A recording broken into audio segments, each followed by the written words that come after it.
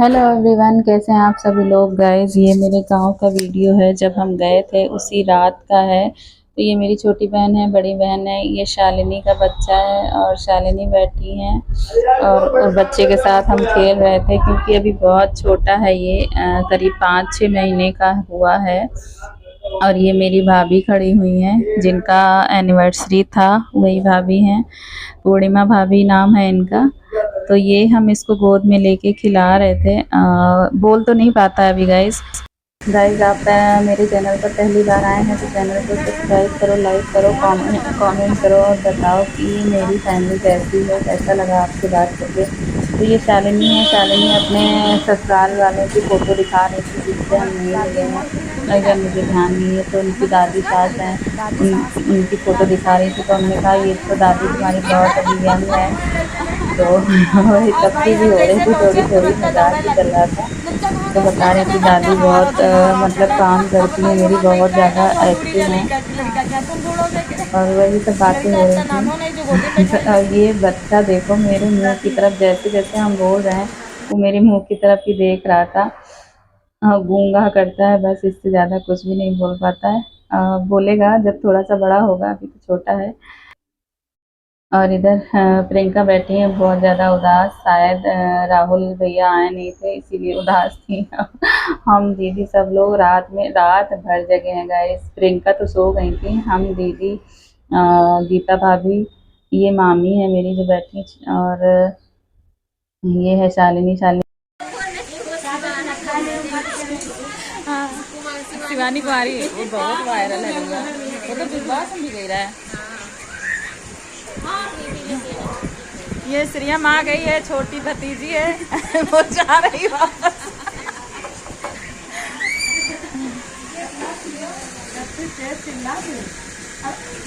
शालिनी कहाँ गई? प्रियंका गई बात करे राहुल से। बहुत ज्यादा फोन करत रहा, हम तो पगला जी गए था।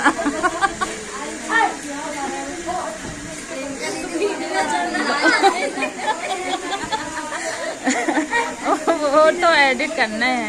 ये भाभी चंडीला वाली, तुम्हारे ऊपर कैमरा फोकस है ज्यादा।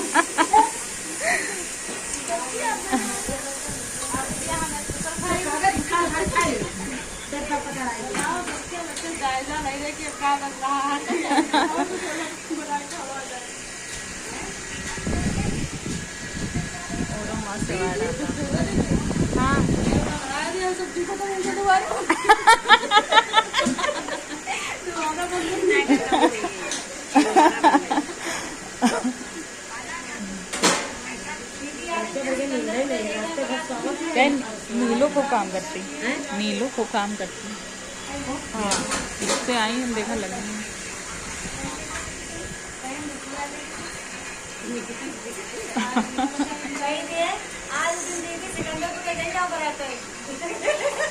हाँ सही बात है यार। सालनी कहाँ गई?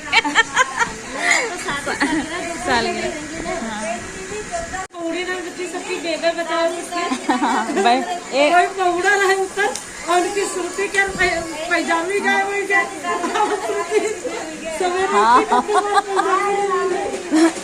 रात भर तो हम जागे पैजामी खली खा गए। ये सब नाम ले रहा है।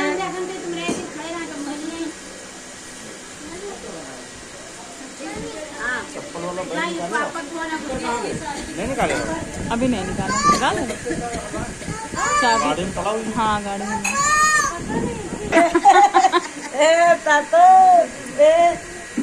पापा के पापा नहीं आ रहा, अब आ रहा। आप आ रहा है, उनका नहीं आ रहा।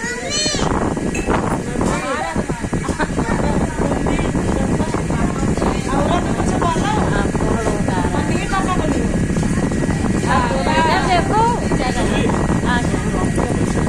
आ गया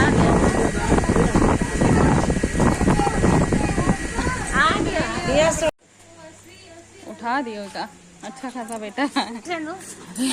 रुक जाओ तुम्हारा। हेलो आया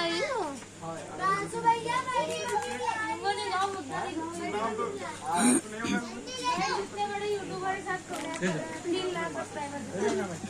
लाख सब्सक्राइबर हो गए, लैमिनेशन करवा दिया। क्या होगा? यहाँ पे अरविंद भैया लगाने जा रहे थे फैन एग्जॉस्ट वाला, क्योंकि गर्मी बहुत ज़्यादा थी। फ़ैन तो थे, बहुत सारे फ़ैन थे, तो ये काफ़ी बड़ा इन्होंने कानपुर से मंगवाया था। तो इनके जो है जो साली साहिबा हैं वो लेके आई थी, तो भैया कह रहे थे कि लगा दें, इससे पूरी जितना भी एरिया है पूरा कवर कर लेगा और अच्छी हवा देगा। तो हमने कहा कि अभी रहने दीजिए, लेकिन गर्मी इतनी थी गाइस, देख रहे हो पंखे लगे हुए हैं लेकिन फिर भी वो कह रहे थे नहीं लगा दें तो आराम हो जाएगी। तो वही उसको निकाल के लगाने जा रहे थे रात्रि में। गर्मी बहुत ज़्यादा थी, इधर दादी लोग सो चुकी थी, मामी भी सो गई थी, और अभी जितने लोग बैठे हैं धीमे धीमे करके सब सो जाएंगे गाइस। अब वैसे भी काफ़ी देर तक लोग जगे थे, सब लोग जगे थे। और ये सुबह का टाइम है, यहाँ हो रही थी सत्यनारायण भगवान की कथा। तो पिताजी ने इनसे बोला था, मेरे हस्बैंड से, कि बेटा भैया तुम कर देना कथा। वैसे आनंद भैया करते, वो आए नहीं थे, इसीलिए इनको बोलते हैं ना, मान्य से अगर कथा कराओ तो बहुत ज़्यादा पुण्य फल मिलता है, इसीलिए इनको बिठा दिया था। और इधर ये आचमन वगैरह करा रहे थे। ये तस्वीर जो आप देख रहे हैं ये मेरी मम्मी हैं, और इधर जो देख रहे हो आप ये मेरे बाबा हैं। तो इन्हीं मम्मी और बाबा का जो वो किया था पिताजी ने,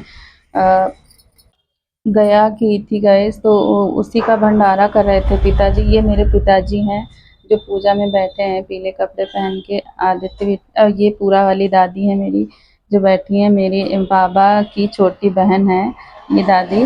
तो अपने भैया को देख रही हैं। 4 बहनों में अकेले बाबा थे मेरे, और बाबा बहुत दुलारे प्यारे थे। दादी बता रही थी कि बाबा के किस्से सुना रही थी कि बहुत ज़्यादा गुस्से, मतलब गुस्से वाले थे बाबा, और बहुत नरम दिल भी थे। तो बहुत सारे किस्से सुना रही थी, सुनने में बहुत ही अच्छा लग रहा था। तो ये इधर पिताजी मेरे सुन रहे हैं कथा। तो दादी बता रही थी कि जो मतलब दादी की मम्मी थी, ये दादी मेरी 4 बहनें थी और बाबा थे अकेले।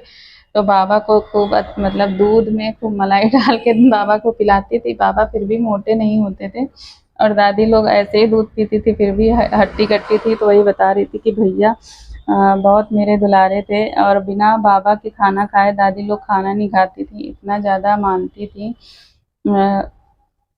और सब लोग बैठे गाइस, हम नहा के फटाफट नहाए थे, फिर हम बाल खाली बाल अपने बना लिए थे, मेकअप वगैरह नहीं किया था क्योंकि पूजा स्टार्ट हो गई थी। तो हमने सोचा कि बाद में कर लेंगे, पहले पूजा कथा सुन लेते हैं। तो हम बैठ गए थे कथा में आके, और मेरी मम्मी की फ़ोटो है ये गाइस, और ये बाबा हैं। तो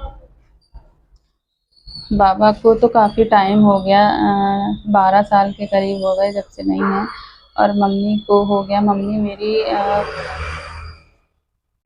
7-8 साल हो गया मम्मी को भी गए हुए। और मम्मी बहुत मतलब इतने बड़े 8 भाई बहन थे हम, और हमारी मम्मी ने कभी हम लोगों को एक थप्पड़ भी नहीं मारा, कभी हम लोगों पे गुस्सा नहीं की। हम तो एक ही बच्चे में मतलब मार भी देते हैं, गुस्सा भी करते हैं, लेकिन मेरी मम्मी ऐसी थी, कभी अपने बच्चों पे गुस्सा ही नहीं की हैं। और ना ही पिताजी ने कभी किसी को मारा है, हाथ उठाया है बच्चों से। बहुत पिताजी भी बहुत सारी बचपन की बातें बताते हैं, तो मतलब बहुत सारी शिक्षा मिलती है कि कैसे हमने अपने बच्चों को मतलब बड़ा किया, कैसे मैनेज किया हमने। तो जब भी आते हैं कुछ ना कुछ ज्ञान की बातें बताते हैं, बहुत मोटिवेशन मिलता है। इधर पिताजी कर रहे थे नवग्रह की पूजा। अब आप ओरिजिनल वॉइस में सुनिए गाइस, और चैनल पर नए हैं तो चैनल को फिर से एक बार सब्सक्राइब कर दीजिए, लाइक करिए, कमेंट करिए, और बताइए कैसा लगा मेरा गांव, मेरे घर के लोग। बहुत हमें तो भाई बहुत, मेरा घर है तो इसीलिए मुझे तो बहुत ही मज़ा आती है। तो अब आगे की रियल वॉइस में आप सुनिए कैसे क्या हो रहा है।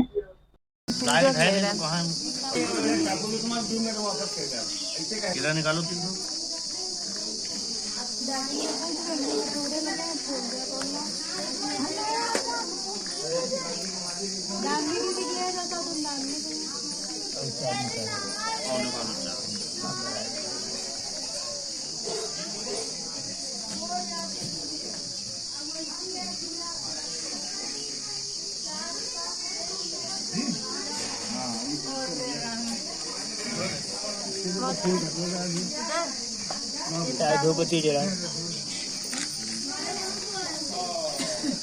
बता रहा जी के शिष्य सूत जी अपने शिष्यों के साथ किए हुए वहां आए।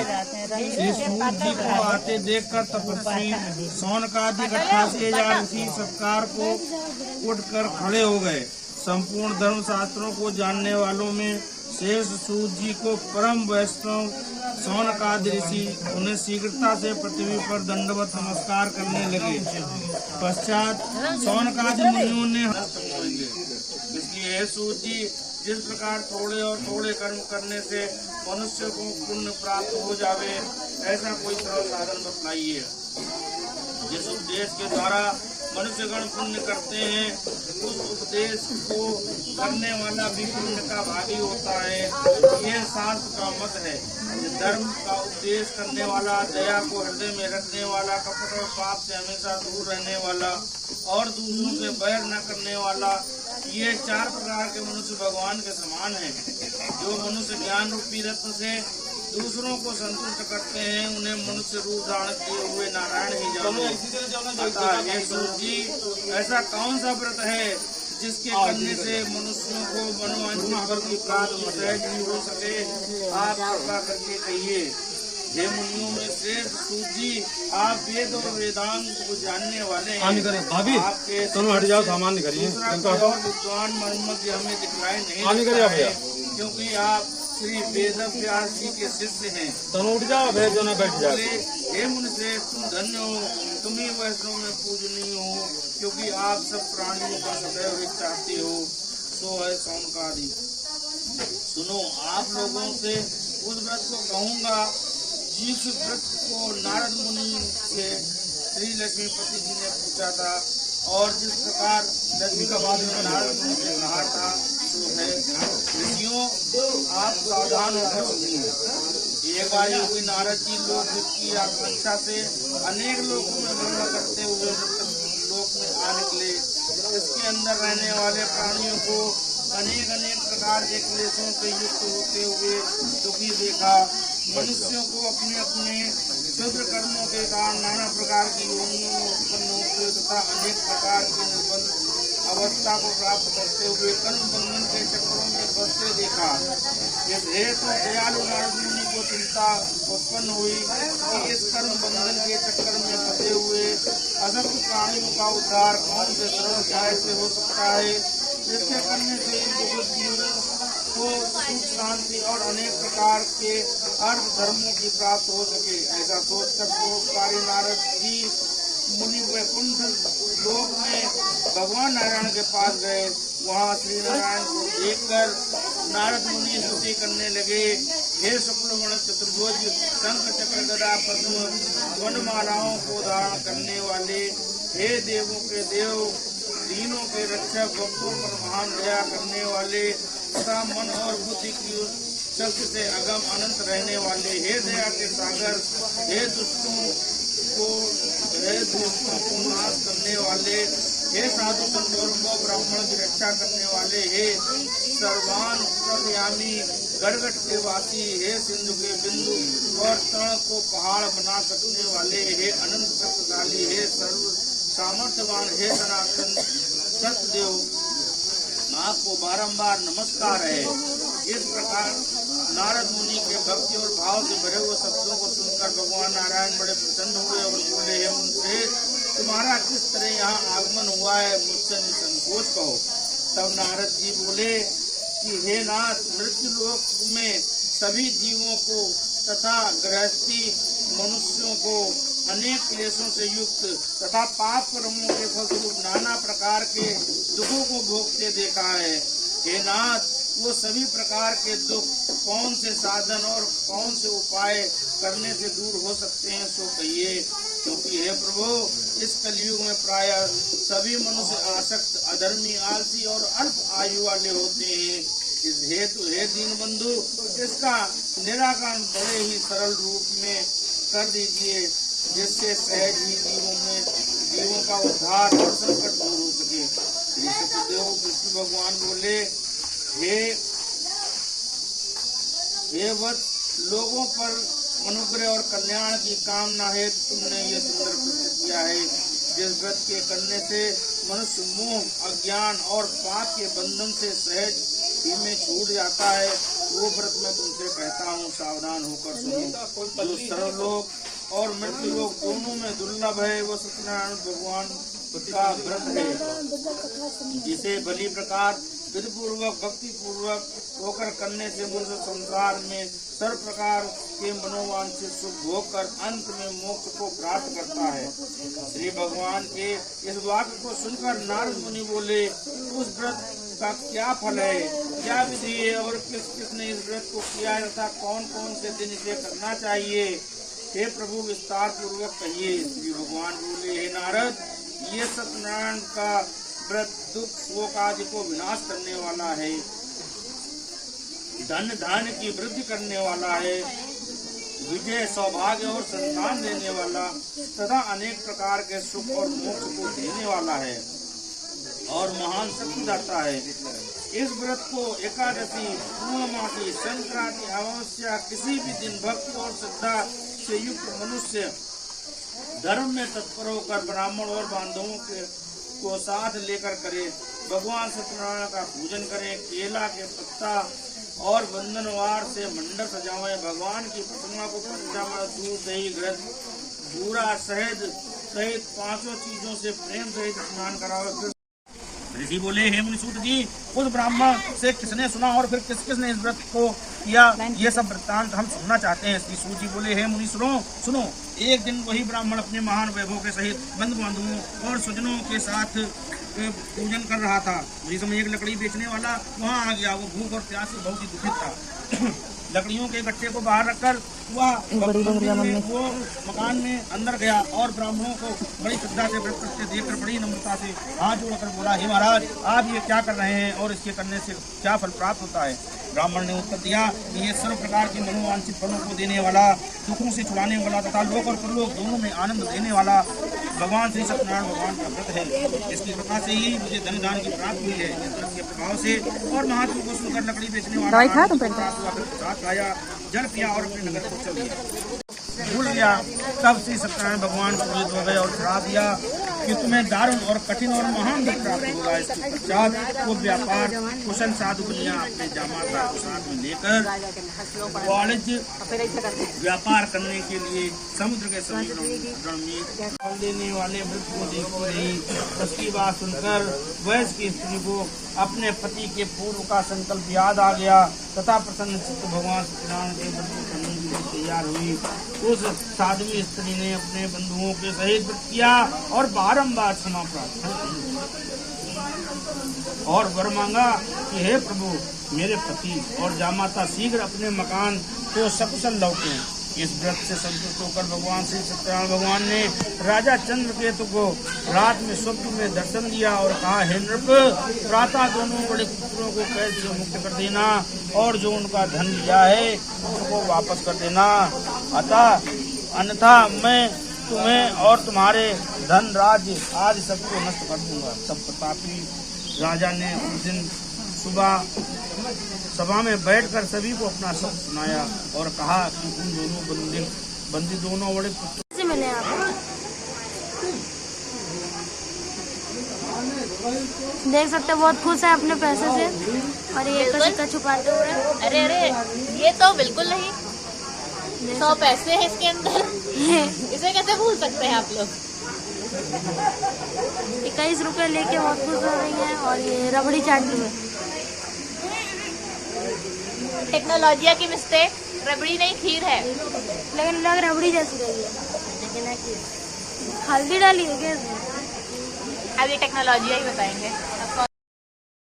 यहाँ पर हमारे पतिदेव बैठ के गपशप कर रहे थे। तो किससे गपशप कर रहे थे? ये मेरी छोटी वाली भाभी थी, ये मेरी बहन के हस्बैंड हैं, ये मेरी छोटी बहन है। तो आदित्य भी अपने मौसा जी से बात कर रहे थे। ये लड़की देखो, ये वहाँ की है, हरदोई की है और रिलेशन में है। जब इसने देखा कि हम शूट कर रहे हैं तो उसने अपना चेहरा छुपा लिया। और मुझे नहीं पता, मैंने इसके पहले इन दोनों बच्चियों को नहीं देखा, परिवार से ही है, बहुत बड़ा खानदान है हमारा। और इधर बहुत सारे लोग खाना खा रहे थे, जो भी मेहमान लोग हैं, और घर की महिलाएं जो हैं खाना खा रही थी। बाकी सबका खाना पीना हो गया था और गर्मी इतनी थी गाइस कि क्या ही बताएं। और इधर हम लोग कुछ कुछ बातें करके हंसी भी आ रही थी। और ये जो आदित्य के मौसा जी हैं, क्रिकेट के बारे में आदित्य को समझा रहे थे, क्योंकि ये भैया भी पहले क्रिकेट खेलते थे। तो हम इन बच्चियों से पूछ रहे थे कि बेटा तुम कहाँ से आई हो, मैंने तुम्हें पहले देखा नहीं है, कहाँ रहती हो, तो बताया। तब हमें पता चला, अच्छा तो कभी आई भी होंगी तो छोटी होंगी, इसीलिए मैं पहचान नहीं पाई। और सबके मायके से भी सब लोग आए थे। जो छोटी वाली भाभी हैं, प्रियंका भाभी, उनकी बहन, मम्मी, पापा, सब लोग आए थे। और ये बुआ जी खड़ी हैं, जो पूरा वाली दादी हैं, उनकी छोटी वाली बिटिया हैं। ये बुआ जी हैं। और इधर सब लोग खाना खा रहे थे गाइस। तो ये हैं बुआ जी, जो पूरा वाली दादी हैं, उनकी छोटी वाली बिटिया हैं। तो पूरा वाली दादी के 3 लड़कियां हैं। बड़ी बुआ भी आई थी, ये छोटी बुआ भी आई थी। जो रेशमा बुआ हैं, बीच वाली बुआ, वो नहीं आ पाई थी, बाकी सब लोग आए थे। तो बुआ जा रही थी दीदी से बात करने। इधर अ, मेरे हस्बैंड, मेरा बच्चा और मेरी बहन, बहनोई सब लोग बात कर रहे थे कि बाहर आदमी लोग खाना खा रहे थे गाइस। तो औरतें जितनी हैं सारी घर के अंदर खाना खा रही थी, जितने जेंट्स हैं वो घर के बाहर खाना खा रहे थे। और इधर यहीं पे हलवाई भी अपना खाना बना रहे थे, क्योंकि हलवाई तो 1 दिन पहले ही आ गए थे। इसलिए, क्योंकि मिठाइयाँ वगैरह बननी थी तो उसमें काफ़ी टाइम लग जाता है। और दिन में तो भाई खाना ही सारा दिन बनाए थे। 2 बजे खाना तैयार हो 1:30 बजे के करीब खाना पूरा तैयार हो गया था।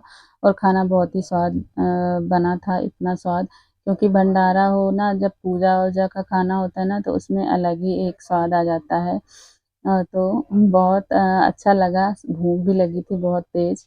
और खाना भी बहुत ही टेस्टी बना था। घर भी लेके आए थे हम, भाभी ने दिया था, काफ़ी सारा खाना था, जो हमने अगले दिन तक खाया था। और रसगुल्ले भी दिए थे, बूंदी भी दी थी। ये देखिए बाहर कितने लोग, मतलब जो खा चुके हो रहे थे वो जा रहे थे, और जो नहीं खाए थे उनको बैठा के खिलाया जा रहा था खाना। और इधर मेरे पेड़-पौधे लगे थे। इधर भाभी हमसे पूछ रही थी कि बिटिया खाना लगा लो, तो हमने कहा नहीं तुम ही लगा दो, हम नहीं लगाएँगे, क्यों, अच्छा नहीं लगता है।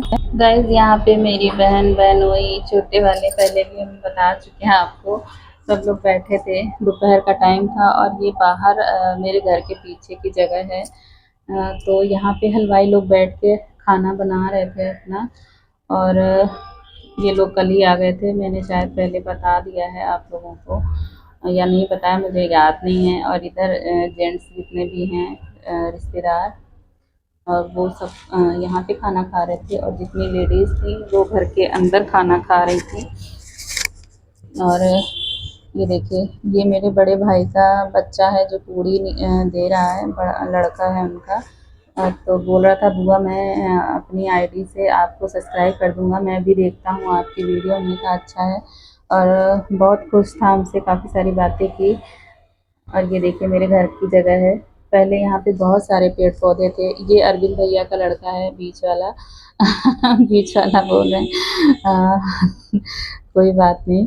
और ये मेरे जो छोटा वाला भाई है, उसका बेटा है छोटा। और इधर बाबा बैठे हैं, पूरा वाली दादी हैं, वही बाबा हैं, उन्हीं के हस्बैंड हैं। और इधर चाचा लोग बैठे मेरे ख़ानदान के हैं जो। इधर गोविंद बैठे, और ये उसके पापा हैं श्वेता के। और इधर जो श्वेता के चाचा लोग हैं, ये हैं जज। तो वो भी आए थे। जो बीच वाले भैया हैं, भाई हैं मेरे रिश्ते में, और श्वेता के चाचा हैं, तो ये जज हैं। अ, भाभी लोग भी आई थी, सब लोग आए थे। तो वही ये लोग जा रहे थे, तो हम विदा करने आए थे। इधर ये भांजे थे मेरे पिताजी के, मतलब मेरे, यानी कि मेरे जो बुआ जी हैं उनके बड़े वाले बेटे। तो भांजे भांजी का आना तो बहुत ही शुभ होता है भंडारे में। कहते हैं अगर भांजा भांजी ना आए तो भंडारा पूरा नहीं होता है। तो खैर आए थे ये लोग लखीमपुर से आए थे भैया। और बुआ जी लोग आज ही चली जाएंगी साथ में, क्योंकि गाड़ी से आए थे। तो बुआ कह रही थी कि हम साथ ही निकल जाएंगे घर तक आराम से। और इधर जो अ, श्वेता के चाचा हैं वो जा रहे थे। और ये मेरे अरविंद भैया का बड़ा वाला लड़का था जो जा रहा है। बोलता है कि आप हमें भतीजा मत कहा करो, मैं आपका भाई हूँ, इसलिए क्योंकि ये मौसी के पास रहता है, मौसी ने गोद में रखा है। और इधर सब लोग विदाई करने के लिए खड़े हैं। तो मेरे यहाँ कोई भी रिश्तेदार जाता है तो सब लोग आते हैं बाहर तक छोड़ने के लिए। तो ये जो पिंक साड़ी में है मेरे अरविंद भैया की साली हैं, और ग्रीन साड़ी में जो है ये मेरे छोटे वाले भाई की सासू माँ हैं, और मेरे पिताजी की सरहज है, क्योंकि मेरी जो पिताजी की हैं उनकी 2 शादी हुई थी, तो पहली वाली मम्मी नहीं है, तो वो यहीं से थी, इन्हीं के परिवार से थी। तो रिश्ते में एक तरफ से तो ये लगती हैं पिताजी की समधन, और दूसरी तरफ से सरहज, ऐसा कुछ है रिश्ता। और ये मेरा छोटा वाला भाई और चाचा जी खड़े हैं पीछे, ये योगेंद्र हैं जो आते हैं लाइव में और कैमरे को देख के चले गए। ये मेरी छोटी बहन और बड़ी बहन बैठी हुई हैं, और ये चुन्नी के हस्बैंड है, प्रियंका के हस्बैंड है, मेरे हस्बैंड हैं जगवेंद्र हैं, बहुत सारे लोग हैं गाइस।